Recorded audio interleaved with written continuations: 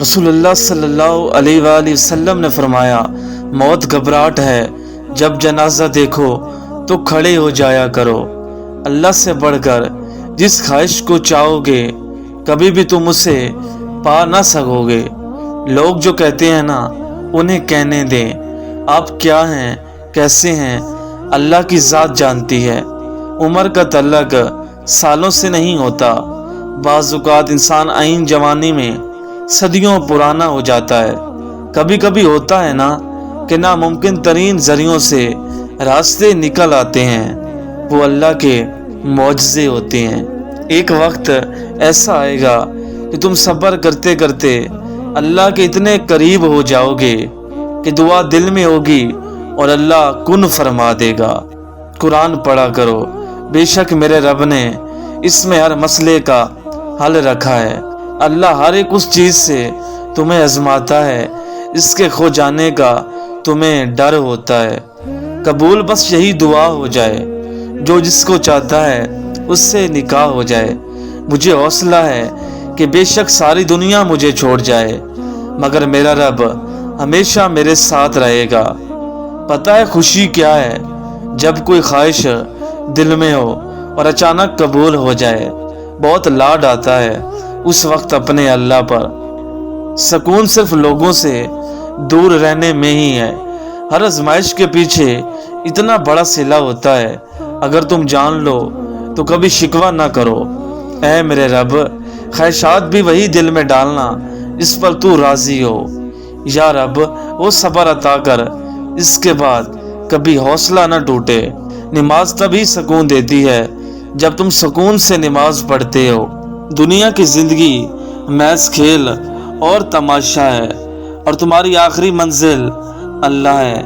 مرنے کے بعد سارے نیٹ ورک ختم ہو جائیں گے، لیکن قرآن پاک کا نیٹ ورک ہمیشہ آن لائن رہے گا۔ اے میرے پروردگار، میرے پیارے اللہ، تیرا بے حساب شکر۔ فرقے وارث سے خود کو بچائیں، ایک امت بنیں۔ سارے دکھ 3 لفظوں پر آ کر ختم ہیں، اللہ ہے نا۔ صرف ایک محبت ہے، اس میں کوئی تانا نہیں، کوئی الزام نہیں، کوئی رسوائی نہیں، کوئی شرمندگی نہیں، کوئی بے اعتباری نہیں، اور وہ ہے اللہ کی محبت۔ پریشانیاں ہیں لیکن مطمئن ہوں کہ اللہ سب دیکھ رہا ہے۔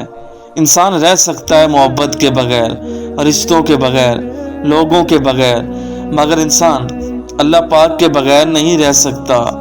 وہ جو تہجد کا پہلا سجدہ کیا تھا میں نے، اس سجدے نے میری ذات کو پل میں سمیٹ لیا۔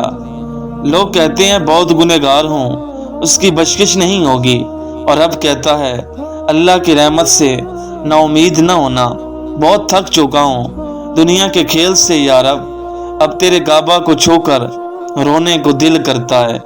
اکثر ہم بھول جاتے ہیں اللہ کو، اس سے باتیں کرنا بھول جاتے ہیں، نماز چھوڑ دیتے ہیں، بھول جاتے ہیں کہ وہ ہمیں دیکھ رہا ہے، اور گناہ کر بیٹھتے ہیں، بھول جاتے ہیں کہ اس کی محبت کے بنا انسان محض ایک وجود ہے۔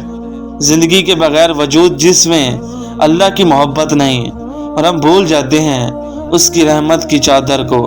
اور بے شک اللہ ماضی دیکھ کر نہیں، تڑپ دیکھ کر عطا کرتا ہے۔ ایک رب راضی رہے بس، یہ دنیا تو ویسے بھی کسی کی نہیں۔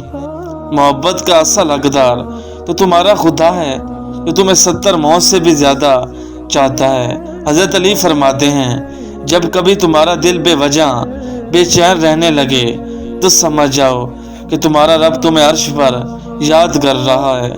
حضرت علی نے فرمایا، فرش والے تمہارا کچھ نہیں بگاڑ سکتے اگر اللہ سے تمہارا تعلق مضبوط ہو۔ نادان تھے جو رکھتے تھے امیدیں کسی پر، ذات اللہ کے سوا کوئی کسی کا نہیں ہوتا۔ شرط لگی تھی سکون کو ایک الفاظ میں لکھنے کی، لوگ کتابیں ڈھونڈتے رہے، میں نے اللہ لکھ دیا۔ میں بس اتنا مقام چاہتا ہوں کہ میرا رب اپنے فرشتوں سے مسکرا کر کہے، وہ دیکھو یہ ہے وہ جسے دنیا کی ہر الجھن سے نکال کر میں نے اپنی محبت کے لیے چن لیا ہے۔ کتنی امید ہے نا اس آیت میں۔ ہم دیکھ رہے ہیں تمہارا بار بار آسمان کی طرف منہ کرنا، ایسی محبت کا کیا فائدہ جو اللہ کو کھو کر ملے۔ میں نے ان چیزوں میں راضی رہنا سیکھ لیا ہے جو اللہ مجھے دیتا ہے، اور ان چیزوں کی تلاش چھوڑ دی ہے جو اللہ حاصل ہیں۔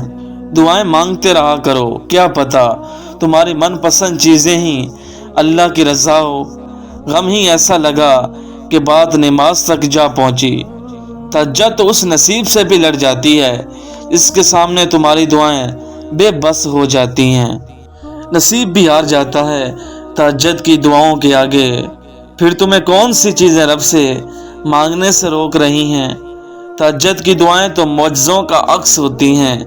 فرش پہ ہاتھ اٹھاؤ گے، عرش پر اللہ کو پاؤ گے۔ ہمیشہ کچھ بھی ایک جیسا نہیں رہتا، پھر وہ چاہے وقت ہو، حالات ہو یا انسان۔ اگر ہمارے پاس دکھ اور تکلیف میں اللہ تعالیٰ کو اپنا دکھ سنانے کا آپشن نہ ہو تو یقین کریں یہ سینے درد سے پھٹ جاتے۔ ایسا جینا ہے کہ جب میرا اللہ پوچھے جوانی کہاں گزاری، اور میں مسکراتے ہوئے کہہ سکوں یا اللہ تیری راہ میں۔ راستے بنانا اللہ کا کام ہے، تم بس دعا کرتے رہو اور اللہ پر یقین رکھو، تمہاری دعائیں جلدی قبول ہوں گی۔ کہہ دو میرے ان بندوں سے جنہیں حالات ناممکن لگ رہے ہیں، میں ہر شے پر قدرت رکھنے والا ہوں۔ اپنے پریشانی کو سجدوں میں محروم نہ رکھے مسلمان، بڑی قیمت چکائی ہے اس کی حسین ابن علی نے۔ بعض خواہشات کا مر جانا ہی بہتر ہوتا ہے، اگر وہ نہ مریں تو انسان کو مار دیتی ہیں۔ حضرت حسین یہ بتا گئے ہیں کہ اللہ تعالیٰ کو راضی کرنے کے لیے ہر دھڑکتی بازی لگانی پڑے تو لگا جاؤ، مگر اللہ کو راضی کر جاؤ۔ وقت دکھائی نہیں دیتا مگر دکھا کر بہت کچھ جاتا ہے۔ جب اللہ ناراض ہو تو ہر چیز اداس اور ویران لگتی ہے۔ معافی بھی اتنی خوبصورتی سے مانگنی چاہیے جتنی بدصورتی سے اس کا دل دکھایا ہو۔ جب دلوں سے انسان نکلتے ہیں تو پتہ چلتا ہے کہ ان کی تو ضرورت ہی نہیں تھی، ضرورت تو اللہ تعالیٰ کی تھی جو ہمیشہ سے تھا اور رہے گا۔